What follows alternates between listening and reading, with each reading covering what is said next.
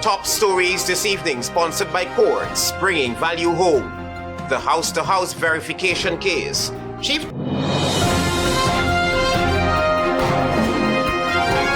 Your top stories this evening, sponsored by Courts, bringing value home. The house-to-house verification case. Chief Justice to rule on April 3. Listen to the people. V-PAC chairman urges PNCR and AFC amid coalition talks. Labour Ministry pushes AI and digital solutions to tackle rising workplace fatalities. And birth certificate scam uncovered. Police investigating. HGP Nightly News begins now.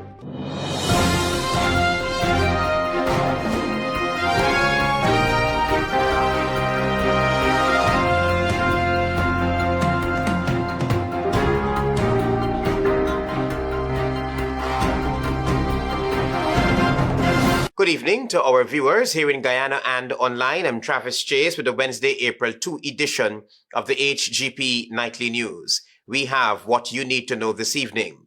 The very important ruling on the house-to-house verification case will be handed down on April 3.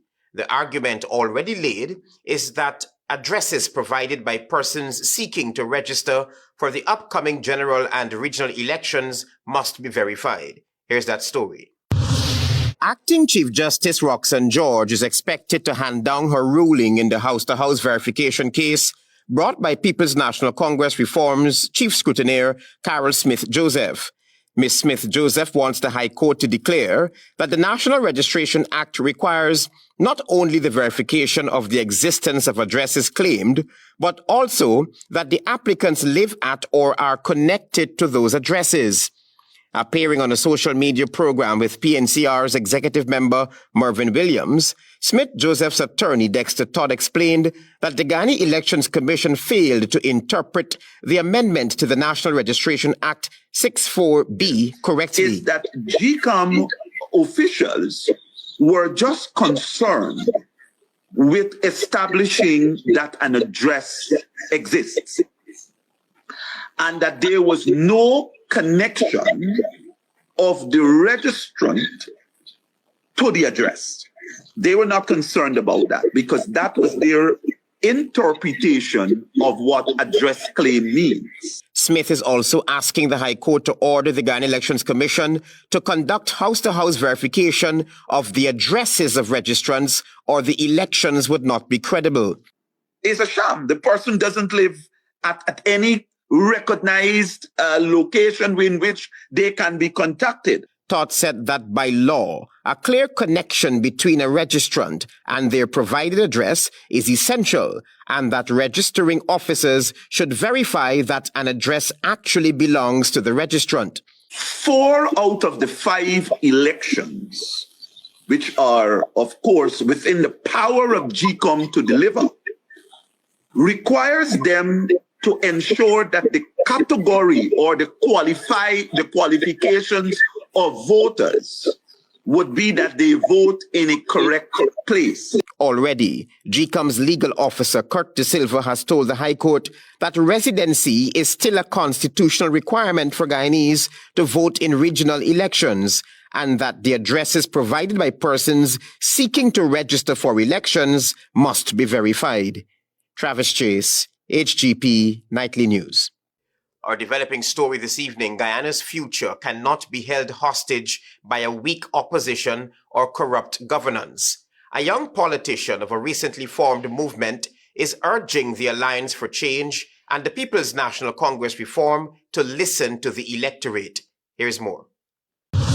As talks between the People's National Congress Reform and the Alliance for Change hangs in the balance, Chairman of the V-PAC movement, Doreen Bess, is urging both parties to end the political gridlock and listen to the electorate. To listen to the public. Right. The public wants change, and they should have a consensus between them where they should allow for the public's opinion. I believe the public would have spoken, the public would have made it clear, this is what they want. It is the reasoning of Bess that given the current regime, the People's Progressive Party Civic is allegedly entrenched in all forms of corruption and political victimization, the timing is perfect for the two parties to come together. In other words, when you say one Guyana, people expect us to be united. And everyone can see we're far from united. So I believe that they have the opportunity, and they are now failing us as the two largest opposition, which is precisely why V-PAC was formed. Bess posited that his movement, V-PAC, stands ready to serve the electorate. He talks about his movement, Vigilant for a New Guyana, being ready to be that third parliamentary force to shift the balance of power.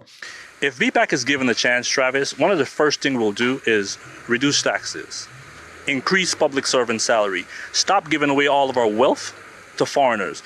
There was one time we had to do this. The opportunity is here now where we can take advantage of our oil wealth and start jailing these politicians, these corrupt politicians. The tough-talking politician believes the fact that good sense cannot prevail when the two parties come together for talks is not just a signal of political failure, but a betrayal of the people who are desperate for a change in government. Presidential candidate should be someone who's prepared to unite the people and who have the support of the people. Most recently, the Working People's Alliance called on the AFC and the PNCR to quickly sign off on that agreement. The WPA, like V-PAC, believes that the two parties stand a better chance at defeating the ruling People's Progressive Party Civic as a collective. Travis Chase, HGP Nightly News. With the automated speed ticketing system set to roll out in just a few days, Attorney General Anil Nandlal confirmed that tickets for speeding and seatbelt violations will be issued to vehicle owners rather than the drivers themselves. Find out more from Tiana Cole. Attorney General and Minister of Legal Affairs Anil Nandlal, speaking on his weekly program Issues in the News, announced that the first phase of the automated speed ticketing system will officially be launched on Monday. The initial phase will focus on two offenses, speeding and driving without seatbelts. He explained that cameras will capture images of violating vehicles and record their speed. The data will then be sent to a central database where it will be reviewed. Once an offense is committed, an electronic ticket will be automatically generated. That ticket will be sent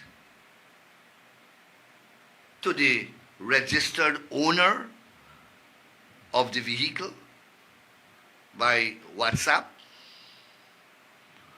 by email, by registered post, and will also be manually served. The Attorney General noted that ticket will specify the offense committed and the penalty, and individuals who wish to plead guilty can pay the fine at a designated court or payment center. If one wishes to challenge that ticket, then one will have to appear at a magistrate's court that will be indicated on the ticket. He assured the public that the system has been thoroughly reviewed and is ready for implementation. Meanwhile, Traffic Chief Assistant Commissioner Mahindra Singh, in an interview on Radio Eve Larry, clarified that the only devices responsible for recording offences and issuing tickets are the overhead cameras installed along various roadways. He emphasized that the speed radar signs, which displayed a driver's speed, are not enforcement tools, but rather a traffic calming measure. There should be no confusion with the speed cameras and the speed radar signs. One is a traffic calming measure, and one addresses specifically that offense of exceeding the speed limit. He further explained that these high-tech cameras have a reach of over 500 feet, allowing them to detect speeding vehicles from a significant distance. Last year, amendments to the Motor Vehicle and Road Traffic Act enable the use of 24-hour surveillance cameras on major roadways. These new laws will help authorities identify drivers who speed or fail to wear seatbelts. With hundreds of road deaths occurring over the years, these automated measures are expected to serve as a deterrent, reducing speed, reckless driving, and ultimately road fatalities. Tiana Ko reporting for the HGP Nightly News. Thank you, Tiana, for your reporting. Stay with us. There is more news ahead.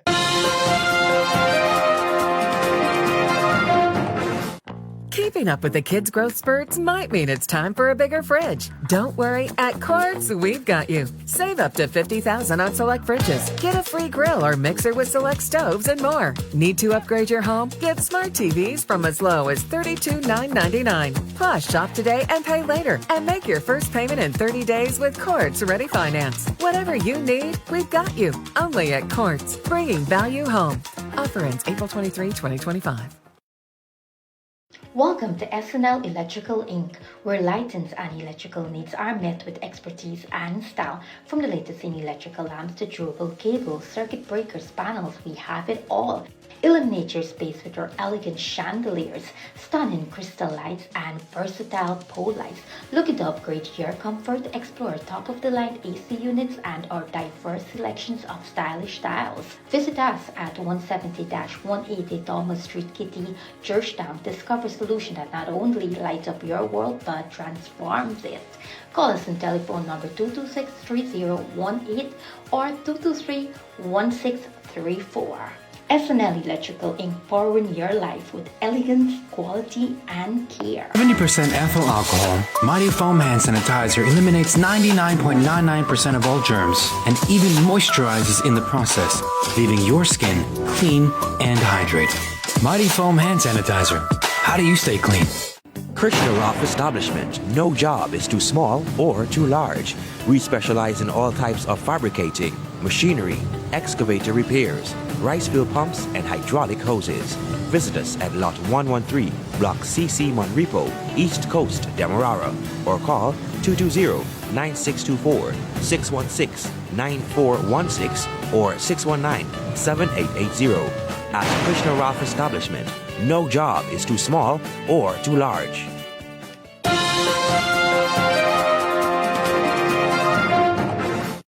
You're watching the HGP Nightly News. Thanks for staying with us. With workplace fatalities on the increase, the Ministry of Labour has officially launched Occupational Safety and Health Month 2025 under the theme, Revolutionizing Health and Safety, the Role of AI and Digitalization at Work. Tiana Cole reports now. During the launch of Occupational Health and Safety Month, Minister of Labour Joseph Hamilton highlighted the crucial role of artificial intelligence, AI, and digitalization in improving workplace safety. He emphasized that emerging technologies recognized by the International Labour Organization ILO are essential in preventing accidents through automation, data analysis, and enhanced risk management. The minister further outlined AI and digitalization are shaping modern work environments, enhancing automation, big data analysis, and AI-driven work management. All fatal and non-fatal workplace accidents have been investigated and recommendations have been made to prevent future occurrences. Despite efforts to minimize incidents, they persist, especially in the mining and construction sectors. The minister stressed that while safety is a shared responsibility, employers must commit more resources to solving these issues. Key stakeholders also have a role to play, and the time has come for them to recognize and accept their roles and responsibilities and take the requisite action. The minister further outlined AI and digitalization are shaping modern work environments, enhancing automation, big data analysis, and AI-driven work management. He reiterated that worker safety remains a top priority for any progressive society. The University of Guyana's Law Society, in observance of Law Week, held its impromptu speech competition, which saw participants from the Bishop's High School versus UG Law students. With the aim of preparing law students for actual court presentations and defense strategies when representing clients, the University of Guyana Law Society held its impromptu speech competition in observance of Law Week 2025. First-year law student at the University of Guyana UG, Keishan Skeet, copped the Best Speaker prize and attained first place in the impromptu speech competition. Skeet was able to convince the judges that employers have the right to monitor employees' online activity. Because they're paying you at the end of the month, they're paying you a good amount of money to do this job. It is only fair that you do the job with the computers they provide and to be of quality service to your employers. Delon Willis, also a first-year law student, in his submission on another topic, the abolition of death penalty, noted that this should be enacted since it is a fundamental human right violation. The death penalty, my contention, my proposition here is that the death penalty should not be in place because the international community, the region, and Guyana in particular, is moving towards human rights. And if we're going to make an argument for human rights, then I would contend here that our constitutional rights should be upheld. Raheem Williams, a sixth form student speaking to climate change, posited that corporations have a responsibility to address this global phenomenon. These high-rise buildings and these construction. Thank you, Antonio. There is more news ahead. Stay with us. Planning a cleanup? We can help. Sevon's Waste Management skip bins can be provided for home renovation projects, yard cleanup, or construction project. It's simple. Step 1, give us a call. Step 2, we put down the bin. Step 3, load it up with all of your junk. Step 4, we take it away. That's simple. Bins are also available in various sizes, so there is no job that is too big or too small. Call Sevon's Waste Management today at 218-1455. Keeping up with the kids' growth spurts might mean it's time for a bigger fridge. Don't worry, at Quartz, we've got you. Save up to $50,000 on select fridges. Get a free grill or mixer with select stoves and more. Need to upgrade your home? Get smart TVs from as low as $32,999. Plus, shop today and pay later. And make your first payment in 30 days with Quartz Ready Finance. Whatever you need, we've got you. Only at Quartz, bringing value home. Offer ends April 23, 2025. Smart Minds Educational Institute, offering preschool, nursery, and primary levels. Finally, a school that is every parent's dream. Located at 69 Crow Street, offering academic excellence, trained qualified teachers, small class sizes, personalized gear, and one-to-one attention for your little ones. So if your child is for preschool, nursery, or primary level, come to Smart Mind, located at 69 Crow Street, or call 231-4885 or 600-9229 to enroll now.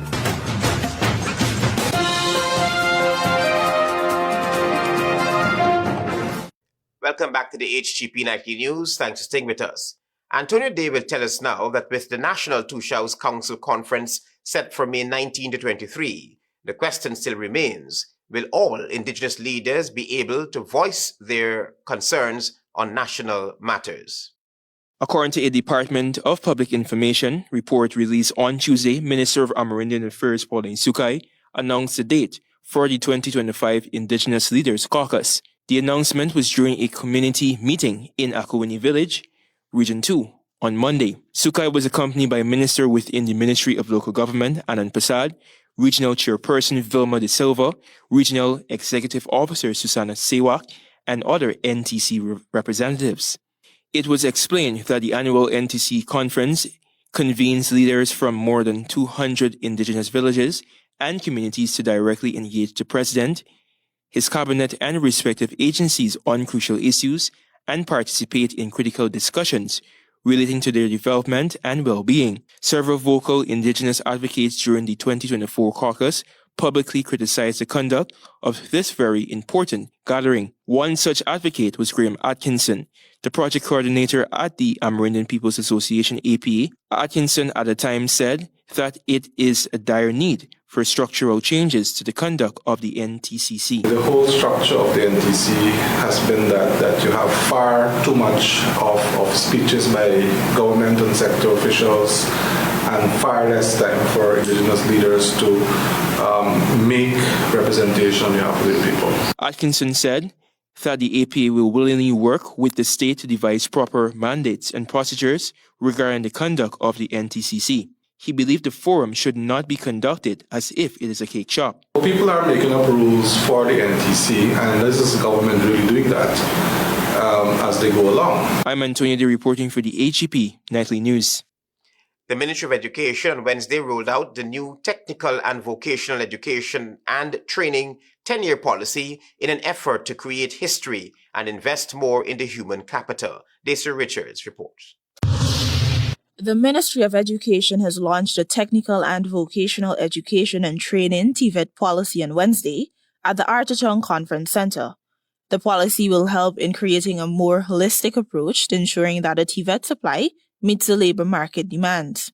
Minister of Education Priya Manikchan in the feature address highlighted that at the rate Guyana is evolving, technical professionals are becoming scarce. Just government alone is searching high and low for skills that we cannot currently find. And I know it's the same situation with the private sector. The minister added that the country might eventually have to import skills at the current rate the country is expanding. Before we grow out those skills, if we are to grow the Guyana that we want to grow at the pace that we want to develop.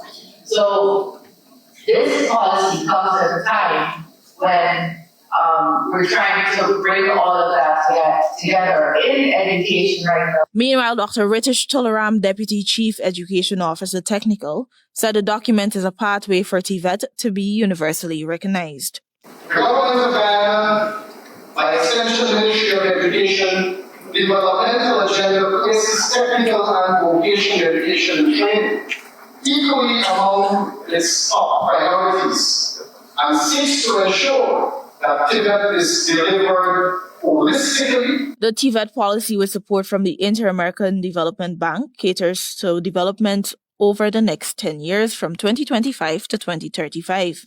The programs consist of 4 policy objectives with different strategic priorities. They include ensuring improvement in governance, coordination, and management of the TVET sector, redefining the architecture for finding, improving the efficiency in delivery through training, and ensuring a smooth transition for graduates to thrive in the labor force. For HGP Nightly News, I am Daisy Richards. On the police blotter, the Guyana Police Force is currently investigating a birth certificate scam where 4 persons were duped of $20,000 each. Daisy Richards will tell us more. The Guyana Police Force in a press statement pointed out that an investigation has been launched into Guyanese allegedly possessing a number of fraudulent birth certificates issued by a clerk attached to a regional office. The suspect was identified as a 24-year-old who claimed that he obtained his birth certificate via the late registration process and it was issued to him at a regional office. The police claimed that during the interview, the suspect revealed that after he was able to successfully obtain his birth certificate, he later devised a plan to solicit persons seeking to acquire same. He then targeted 4 individuals and charged them $20,000 each for him to obtain birth certificates. He collected $80,000 from the victims, but no birth certificates to hand over. In turn, the targets threatened to turn him over to the police, in which he offered to reimburse the money. The police searched the man's premises and found birth certificates belonging to his family members that were verified to be genuine. The clerk who issued the man's birth certificate was questioned and it was determined that he had obtained his certificate through the legal channel. The police also claimed that efforts to contact the victims proved futile. For HGP Nightly News, I am Daisy Richards. Thank you, Dacia. Stay tuned for your regional news. Introducing Cool Kids 1-liter juice. Now with even more fun in every box. Choose from delicious apple grape, kiwi strawberry, or orange. Perfect for morning and afternoon time, the weekends, or any time at home. Packed with vitamins A, C, and E, it keeps you strong, healthy, and ready for fun. Cool Kids 1 liter. A huge juice for more fun and more savings. You know, I've been thinking, since I moved over to the west side, this is the perfect location for put up a food stand. Put up food stand here? Yes, Officer Bring. Oh, Granny, you can't put up no food stand here. Why not? Because the gas to energy pipeline. Gas to energy? Why is that? It can bring gas from offshore to Region 3 that can turn into electricity and other things. So what about if Granny put it up over there? No, Granny, listen. This whole area here, from here to the West Bank, is considered the right of way. So nobody can build, plant, dig, or burn nothing here. But what if I am? No buts, Granny. Listen, you could get yourself or others hurt. Watch, you see this number here? You call it if you see anybody doing anything out of the way or doing anything they ain't supposed to be doing, like building, digging, or burning stuff on the right of way. All right, grandson, I hear you.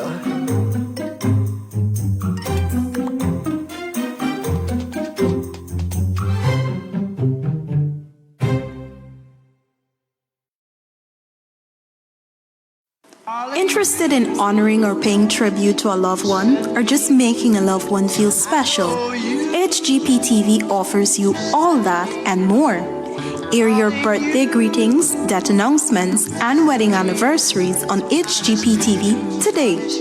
HGP TV offers affordable prices, convenience, and great services. Call us on 220-3660 or email us at sales@hgptv.com.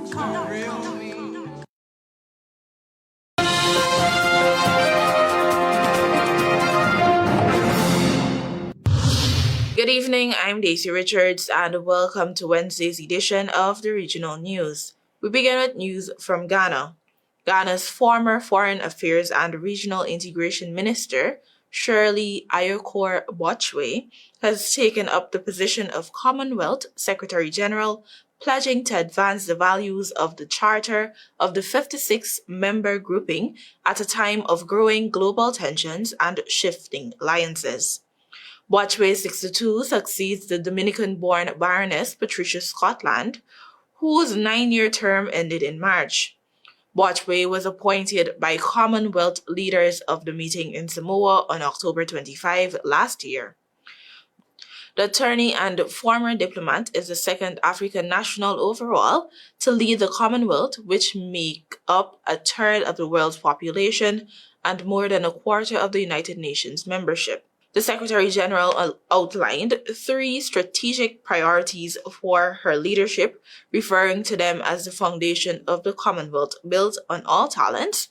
She has pledged to equip women and young people with the skills, tools, and opportunities they need to thrive in a rapidly changing world. She has also vowed to revitalize trade, investment, and connectivity across the Commonwealth, describing it as a pathway to industrial development, productivity, and inclusive growth.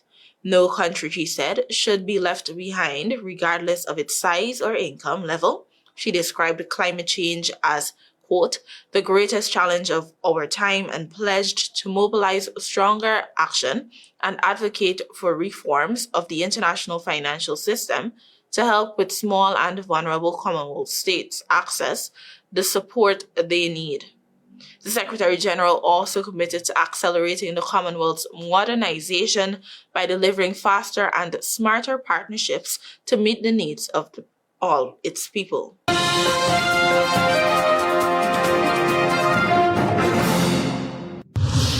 While in Jamaica, opposition spokesman on health Jesse James Clark is intensifying his claims that the water supply in Kingston and several rural communities is contaminated despite strong rebuttals from government officials.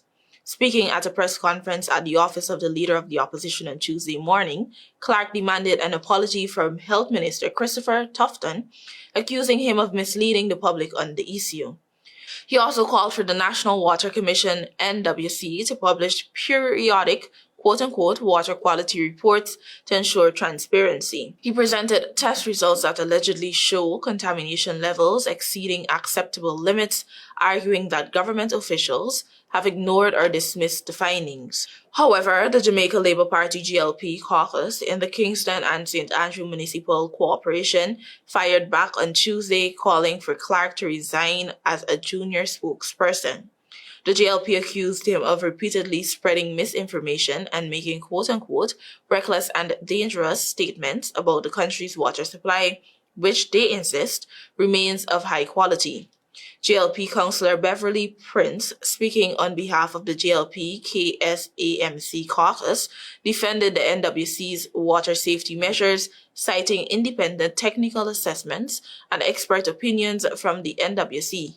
He further reassured the public that the NWC remains in full compliance with health regulations established by the Ministry of Health and Wellness and international best practices set by the World Health Organization, WHO. As the debate over water safety continues, both sides remain firm in their positions, with the opposition calling for greater transparency and the government defending the integrity of the nation's water supply.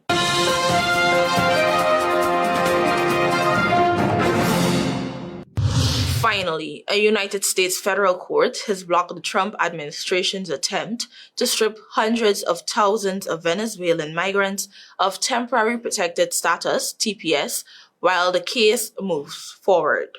The San Diego, California-based immigrant advocacy group Haitian Bridge Alliance, HBA, who among others represented the plaintiffs in the case, said the U.S. District Court Judge Ed Cheng's ruling protects about 350,000 Venezuelan TPS holders who were set to lose their work authorization on April 3 and deportation protections on April 7. In his 78-page ruling, Judge Chen ruled that the Department of Homeland Security's DHS action threatens to inflict irreparable harm on hundreds of thousands of persons whose lives, families, and livelihoods will be severely disrupted. Thank you for watching. Do have a great rest of the week. Until next time.